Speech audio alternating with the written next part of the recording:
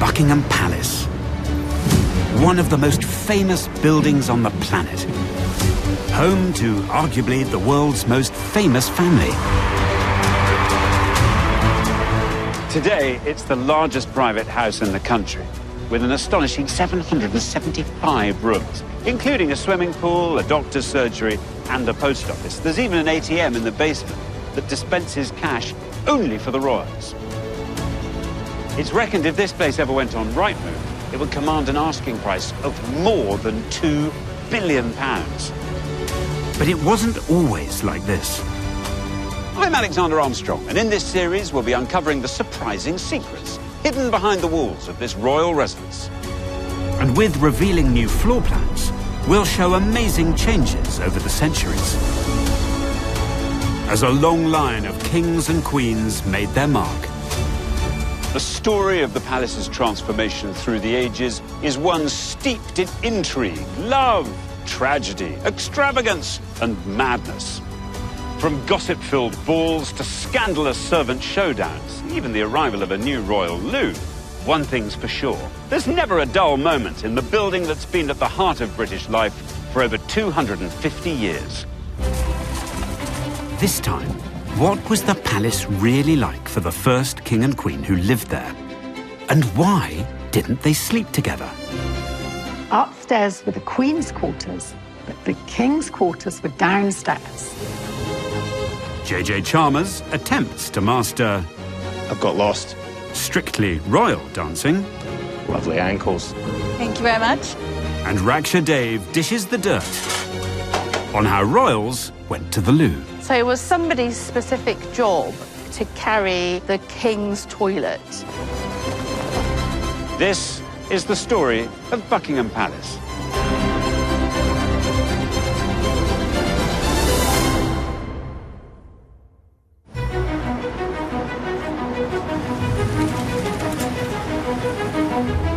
I always get such a buzz coming past Buckingham Palace because it's just one of the great emblems of our country. Sadly, there are no royal residents in the palace at the moment, as Charles and Camilla are living in Clarence House while the palace undergoes a massive renovation, which is going to take 10 years and cost a whopping £369 million. But what's really surprising is how it came to be here and to look the way it does. If you travelled back in time 260 years, Buckingham Palace would have looked like this. It had a mere 60 or so rooms, compared to nearly 800 today. And it was built from humble red brick. It really didn't look palatial at all. That's because Buckingham Palace didn't start life as a royal residence. It was originally built as a private house by a man called the Duke of Buckingham, and the Duke and his descendants kept it as their family home for half a century, until 1761, when they got a knock on the door. It was the King.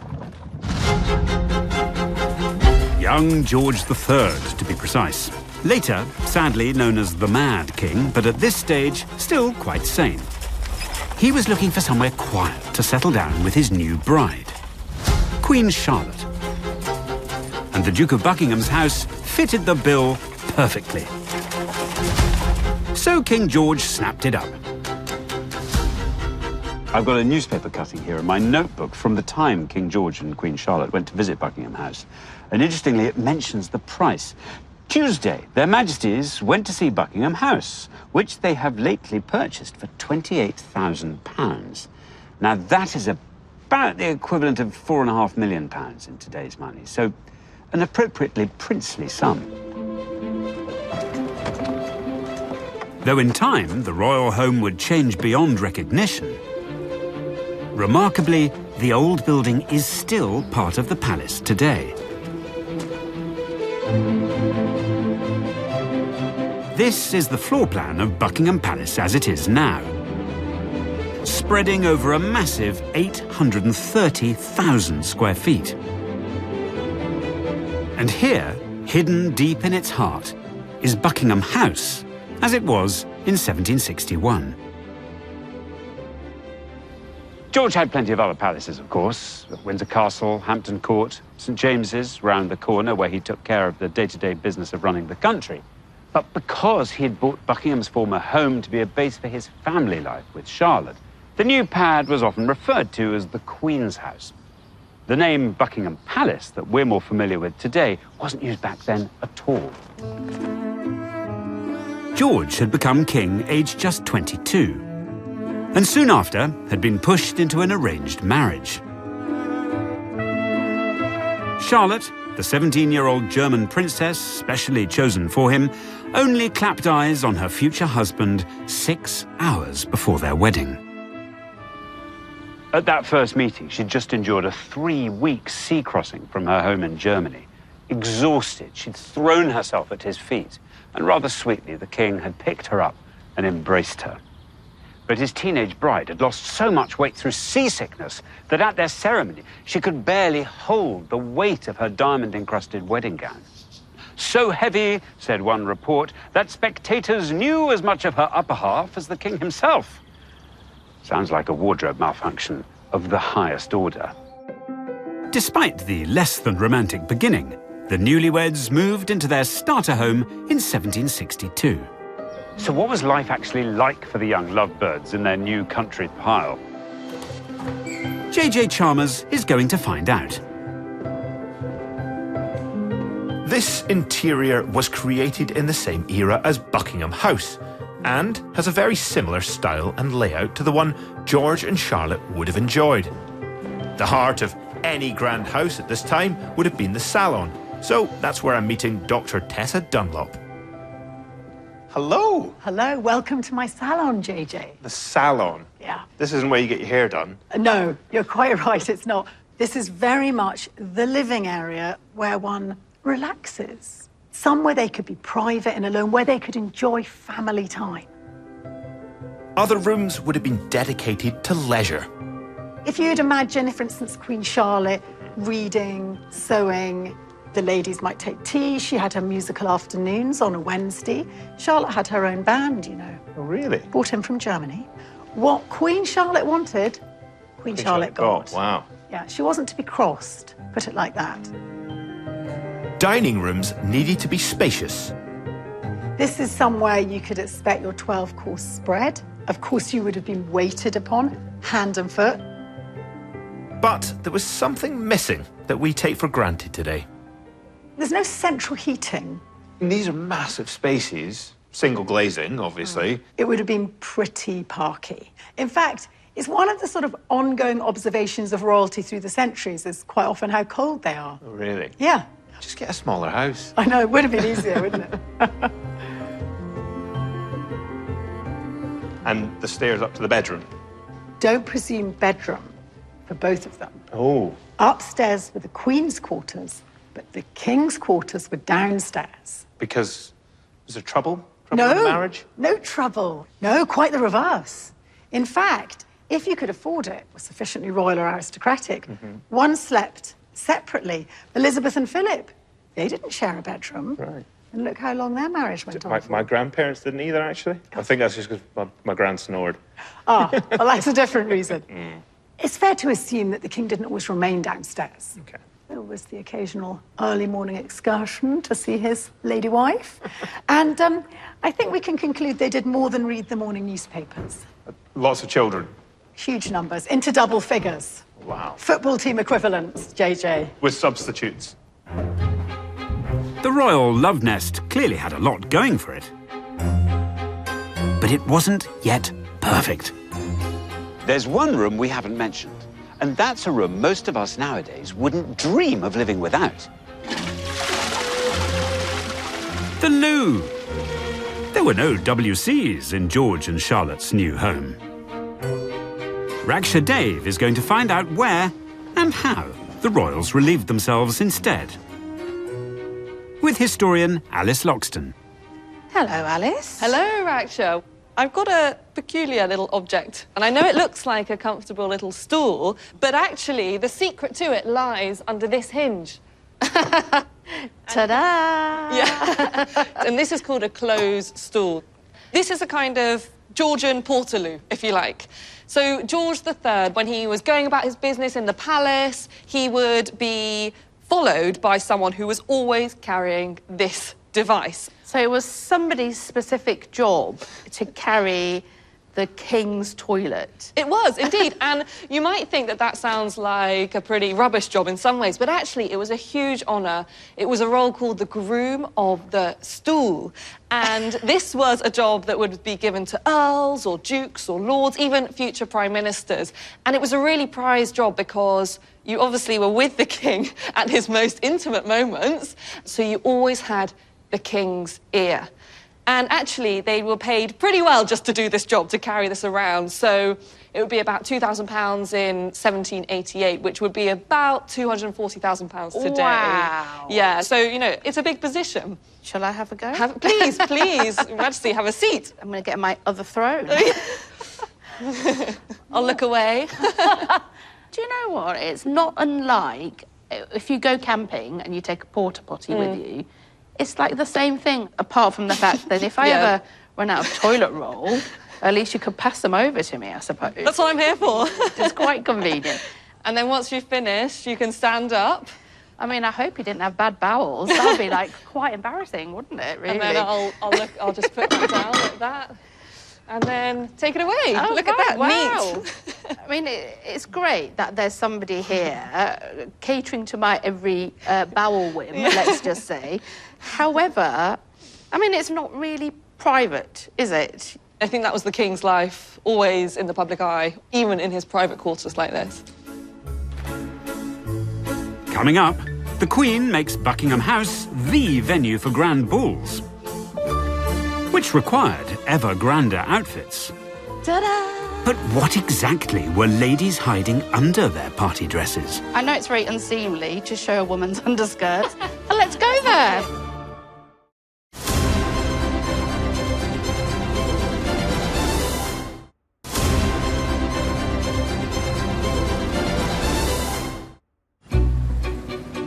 Although today Buckingham Palace stands in the heart of London, some 260 years ago, it was just a house like this, on the outskirts of the capital. I've got a map of London from around that time, and here you can see is the River Thames, there is St Paul's Cathedral, and here is Buckingham House. But here's the interesting thing, is this marks very much the edge of London. So what is these days Knightsbridge, Belgravia, and then Chelsea, in those days was just woodland and fields. And so the view out of the back of Buckingham House would have been very much like this. Blissful peace and fresh air, but still not quite right for King George III, his Queen Charlotte, and their fast-growing family. They wanted something a little bit bigger, something a little more, you might say, palatial. Well, they were the king and queen. So, they brought in the builders, who created a new wing of guest bedrooms, perhaps for the many royal relations from Germany. The king got his own man cave, an ensuite library, right by his bedroom, with another 3 for when he'd read everything. And also, by the royal bedrooms, they added cupboard-sized spaces fitted with basic toilets called water closets. Privacy for peeing at last. The total number of rooms was more than doubled, to 132.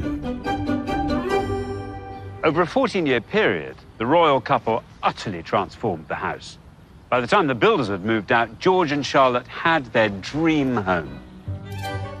And this is what it looked like. Of course, there's no point renovating your house if you don't invite people over to admire the results. Queen Charlotte was a very sociable lady, clearly loved being on top of all the gossip and intrigue, and so she entertained on a huge scale. And I have here a typical sort of invitation a guest might receive to one of the grandest balls at Buckingham House in 1781. This will have been the social event of the year. So the future Marquis of Bath and his wife, then Lord and Lady Weymouth, will have been delighted that they, along with their 21-year-old daughter, Miss Louisa Thynne, had been invited. The beautiful young Louisa was a gifted amateur artist and botanist. Some of her plant paintings even ended up in the Natural History Museum. But at the time of Queen Charlotte's ball, there was one thing she lacked. At the great age of 21, this might well have been a last-ditch chance for Louisa to find herself a suitable man to marry. Failed to do so, and she risked being left on the shelf. So, for her big night at the royal ball, Louisa had to dress to impress. But what exactly did that look like 250 years ago? Raksha's going to reveal all.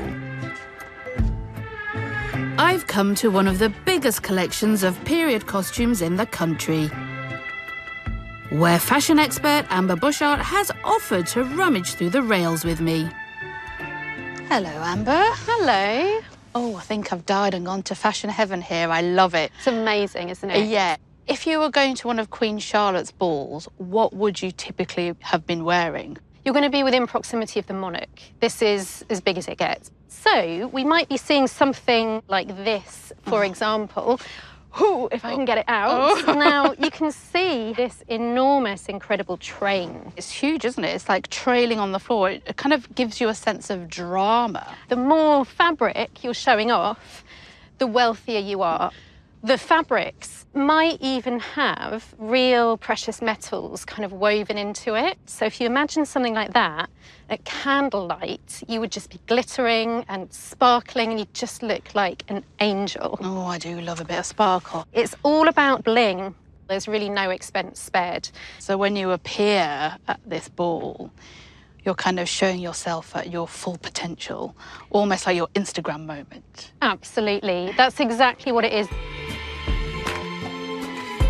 The silk alone required for a ball dress in Louisa Thin's time would cost a whopping £5,000 in today's money. Prices like that meant only the super rich could afford to dance at Buckingham House. I'm going to find out exactly what they felt like.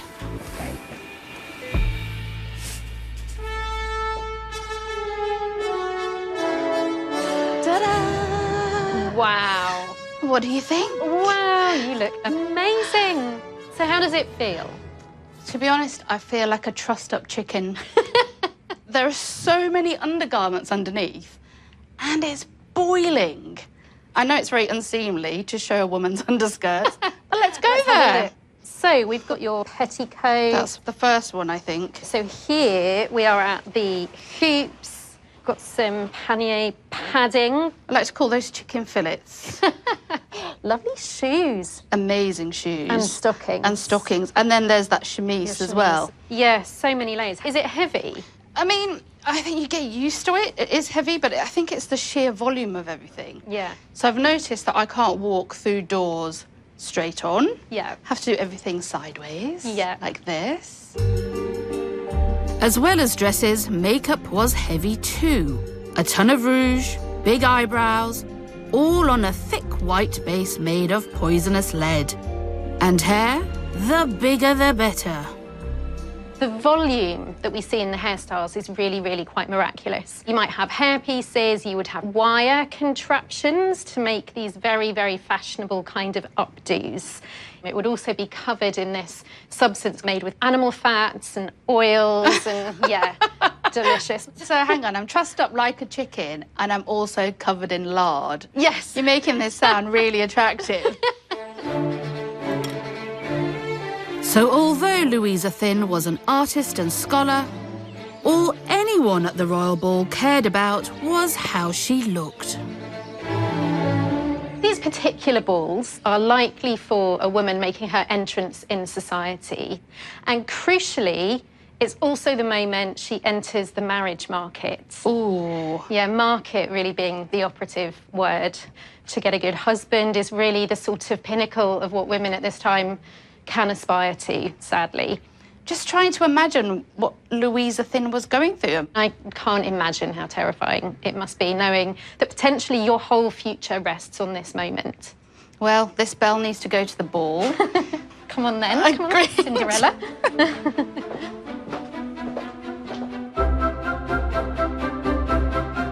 And once Louisa Thin finally had the right look for the Queen's ball, what exactly would have happened to her then? Well, snooping around in the archives, there are some surprising details. I have here a contemporary newspaper account of guests arriving at one of these Buckingham House balls. The company began to assemble as early as 8 o'clock, and from that hour until 9, the cavalcade of carriages extended from the Queen's house as far as St. James's Street. Now that's several hundred metres of carriages, each one full of the most fashionable and influential people of the age. I mean, can you imagine what a spectacle it must have been? Young Louisa Thin would have been scrutinised by high society from the moment she arrived. And she would have needed plenty of stamina for what lay ahead. Now, while more run-of-the-mill balls would all be done and dusted by 11 p.m, at Buckingham House, the first dance didn't even kick off until 11 p.m. And then, at 1:30 a.m, supper. Everyone would stop and sit down for full table service dinner.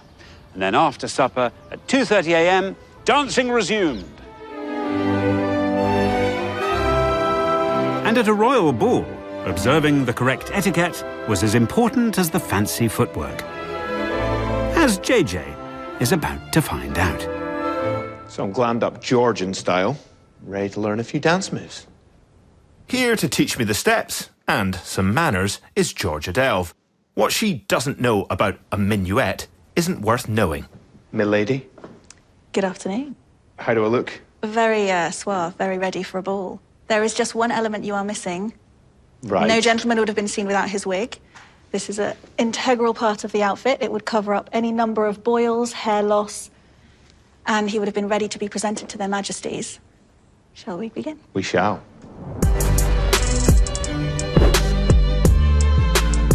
Balls of the era would start with delicate formal dances, but after a few drinks, Georgians like to cut loose with country dancing, like the Scotch reel I'm going to learn.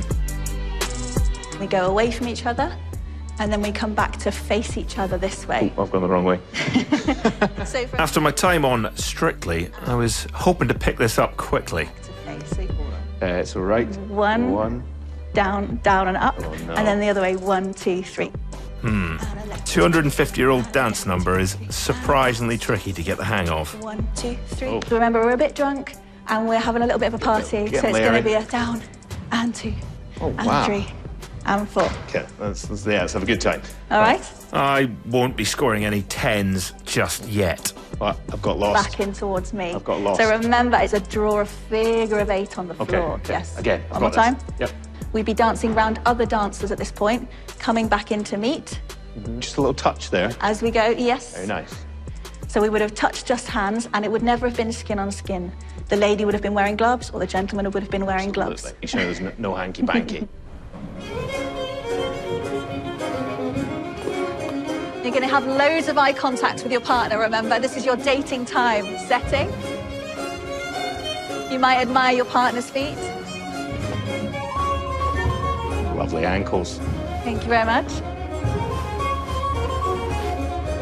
They may not have had the strictly fake tans and sequins at royal balls, but it feels to me like the pleasures of the dance floor are the same in any era. Oh, and we would honour at the end of a dance. I'm not going to lie, we've done that twice, and I'm already working up a sweat. This is very hot. The dance might last up to 20 minutes. Yeah. And that was your 20 minutes dating time before you moved on to your next dance partner. You couldn't have repeat. You would never dance more than 2 in a row, because then you were considered automatically engaged. Sorry, engaged. Yes, engaged. That's just done. Yeah, just from dancing. Amazing. Because all those little twittering mamas and chaperones around the edge of the room would be watching, and they'd be going, that person's danced with that gentleman, and they've not changed partners. There's something secret, there's a secret engagement wow. happening, or, yes, all the scandalous gossip. I love it. There would have been hundreds of people in the ballroom all night. There would have been real candles lit all around the room.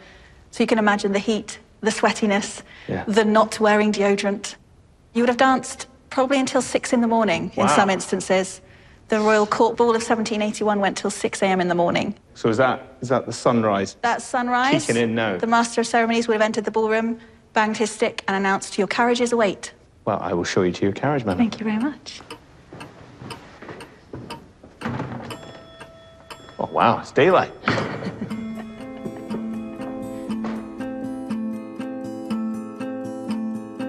Staying up all night was something Louisa Thynne had to do, if she was to find her Mr. Right. And it seems she did strike gold when she made her Buckingham House debut. Records tell us that later that same year, she married the Earl of Aylesford. Sounds like a catch to me. Can we be certain that they met at that ball? Well, let's say they did. What we do know is that they both settled down in the Palladian splendour of Packington Hall in Warwickshire, where they get on with the serious business of having 13 children. Queen Charlotte's ball was such a success, it became a yearly fixture on the social calendar, continuing to be held until the late 1950s at Buckingham Palace. Coming up, we revive a 220-year-old pudding from the palace kitchens and reveal the surprising secret ingredient. The more and more I have of it, the more convinced I'm becoming. It does work.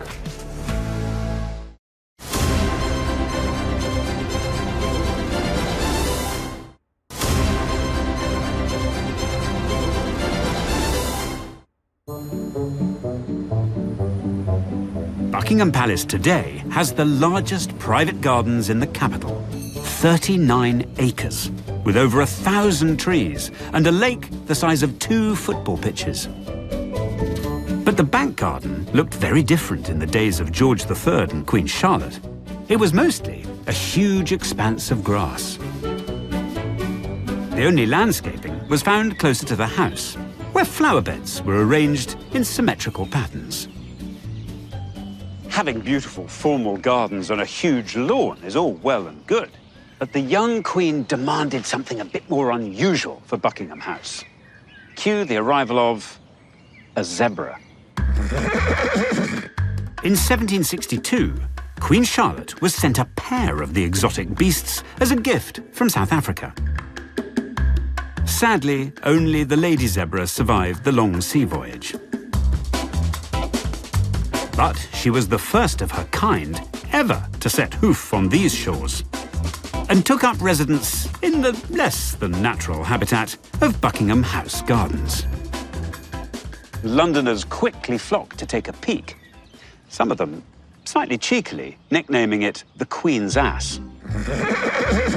Now, the zebra was joined by an elephant, which was presented to the king.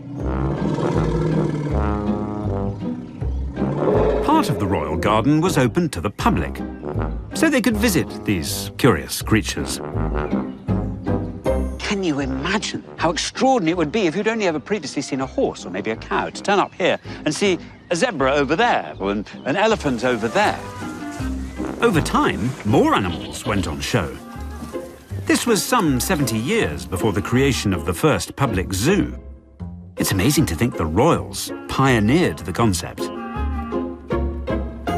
Now, alongside exotic animals, there was one other must-have garden accoutrement for every grand household, and that was an ice house.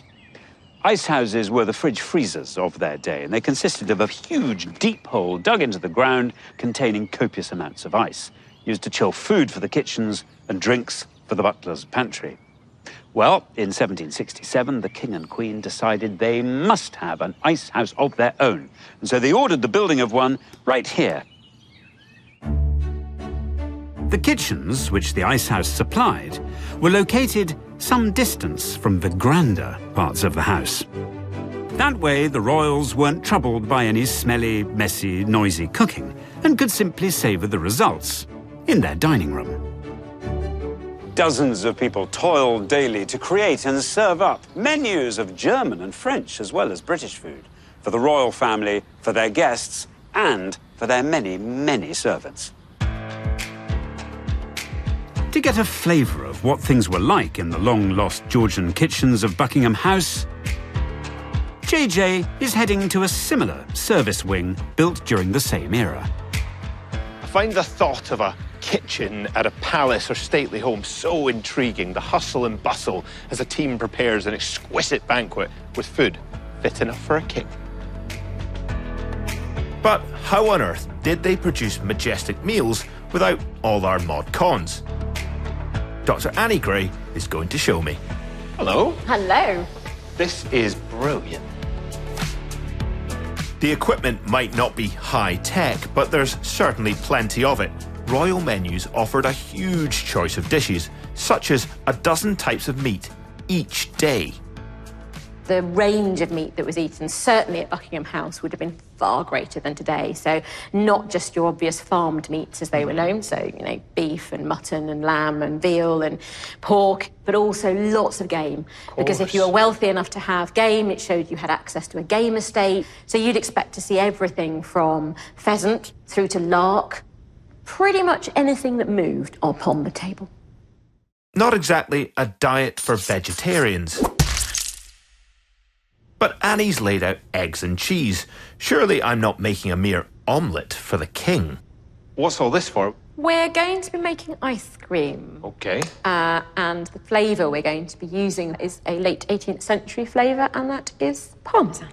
Parmesan in ice cream. Oh, yes. Like, that's wrong. It's incredibly refreshing. The first record of anyone eating ice cream in Britain is from a royal feast. By George and Charlotte's time, the dish was highly fashionable and hugely expensive. And so, of course, was served regularly at Buckingham House.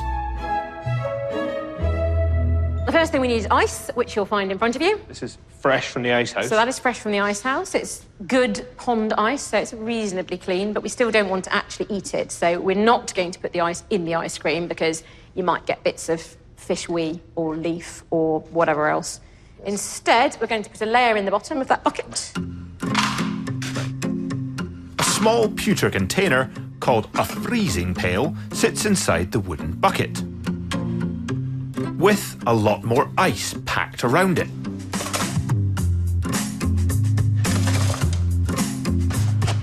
Really give that a good old wallop. Oh, give it some of that. Yeah. This is labour intensive. Now for what goes inside all that ice. What we've got here is a custard. So that's just a normal custard. What's not normal to me is we're going to mix the custard with cheese. Lots of cheese. Blimmin' egg. It's huge.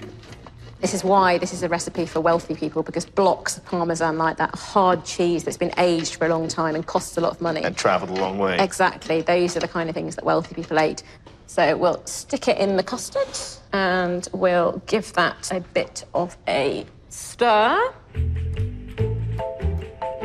Amazing to think this is how royal cooks used the ingredient that's sprinkled on pasta today. And that only the rich elites ever tasted Parmesan. It wasn't the only weird ice cream flavour they enjoyed. You could do rosemary, parsley, tamarind ice cream. You could do white wine ice cream. I mean, you name it, the 18th century did it. Iron brew? Iron brew's a good one. Very 18th century. George III would have loved it. The cheesy custard then needs churning over ice. Oh, that hand was built for that. Look at that action. It's a lot more effort than reaching for a tub from the supermarket freezer. And Annie's not helping for reasons of historical accuracy. If this was Buckingham House, I wouldn't be in the kitchen because there weren't any women in the royal kitchens until 1816. Is that right? Eventually, we have something of the right texture. That's ice cream. That totally looks like ice cream. Well, that's because it is ice cream. Yeah. But it needs to wow royal eyes as well as taste buds. So, ice cream would then be moulded, sculpted, and decorated. Better dig in before it melts. All right. I love this.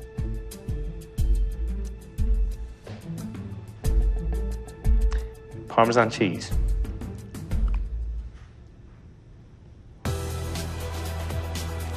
My brain keeps thinking it's going to be vanilla.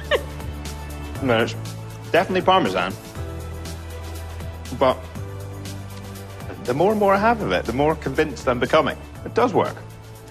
18th century, still a lot of sweet dishes on the table at the same time as savoury dishes. So those demarcations that we've got today don't exist. I tell you how it would be good, though.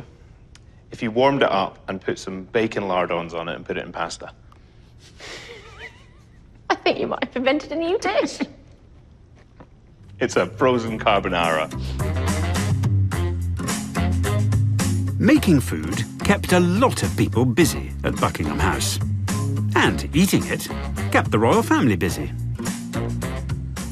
Typically, at 9 a.m., the king ate breakfast with the queen and all the children neatly ranged in order of seniority. I mean, how delightful must that have been? Occasionally, now I remember mealtimes with small children. And then at lunchtime, the king would have his at 2 p.m., the queen and the children would have theirs at 4. And then they'd all meet up again at 5 p.m., and the adults would have a glass of wine. Strangely, when it came to supper, a lavish spread would be put on. But hardly any of the family would eat it. I can only imagine, because they'd eaten too much at lunchtime.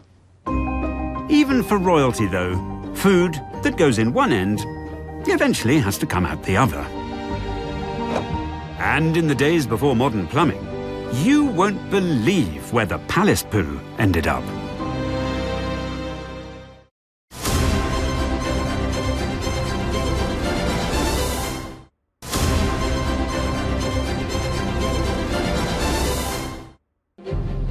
By the late 1700s, Buckingham House had become a very busy place. A king and queen, their 15 children, plus visitors, guests, and an army of staff. When you have that many people in one house, there is a vast amount of bodily waste created. In those days, there wasn't the plumbing or the sewer system to magic it all away. So, how did a building like Buckingham House cope? The answer's not very refined. Everything was just chucked down a specially dug hole. The cesspit. It's not known exactly where Buckingham House's cesspit was, but judging by the records of other country houses at the time, it was possibly in the garden or, most likely, beneath the cellars. But with so many visitors, it wasn't long before the cess outgrew its pit, and it urgently needed emptying.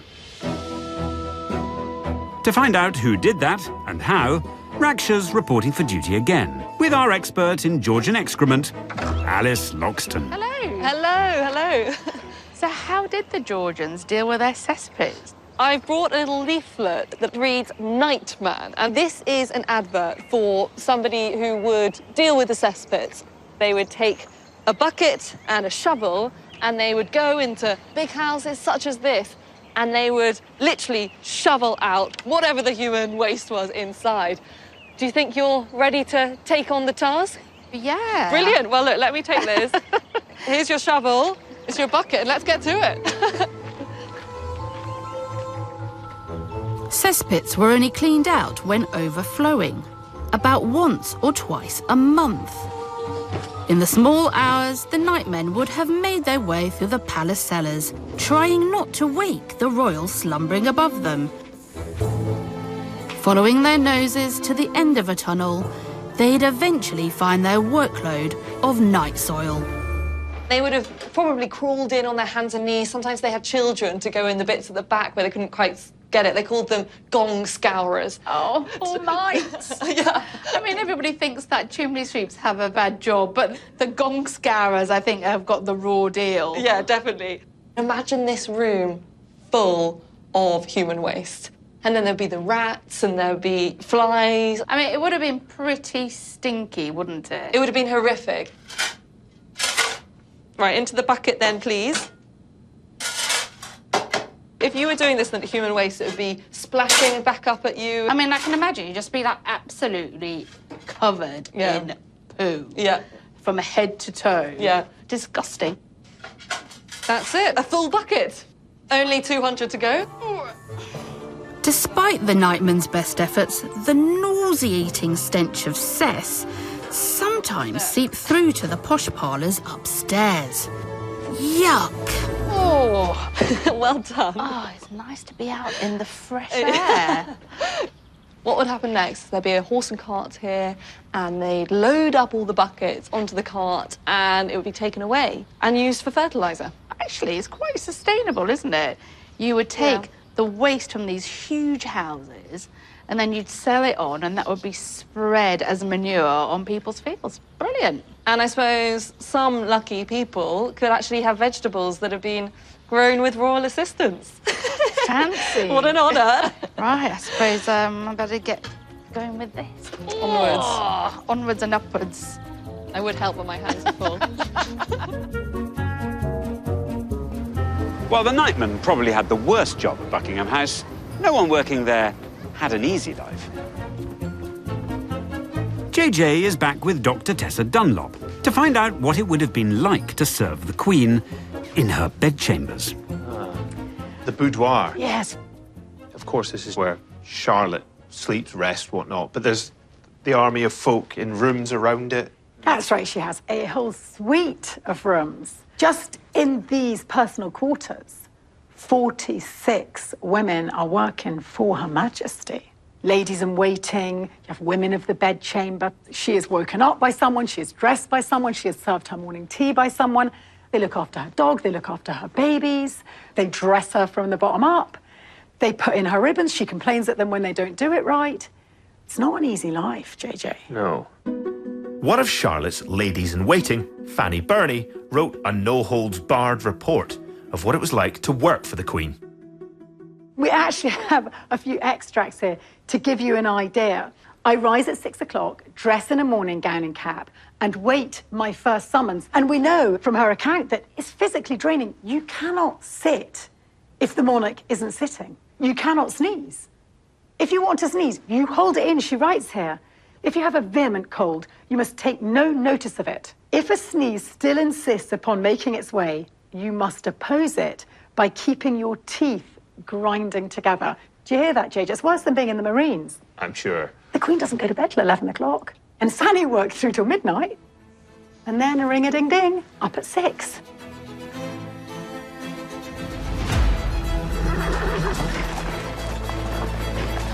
Just a couple of decades after the royals had first moved in, Buckingham House had nearly doubled in size and was well on its way to becoming a palace. The balls and dinner parties hosted by George and Charlotte, along with the sheer number of staff they employed, as well as the 15 children, meant there was never a dull moment in the fashionable home on the edge of London. But trouble was on the horizon. Next time, the King suffers a tragic breakdown. Buckingham Palace arrives in the Victorian era, but the new young Queen is met with scenes of filth and squalor. The bins were just overflowing, urine on the floor and rats running through it. How did they get rid of the rats then? So can Victoria turn the palace around? Things did not run smoothly, being as she was a mere adolescent and a girl.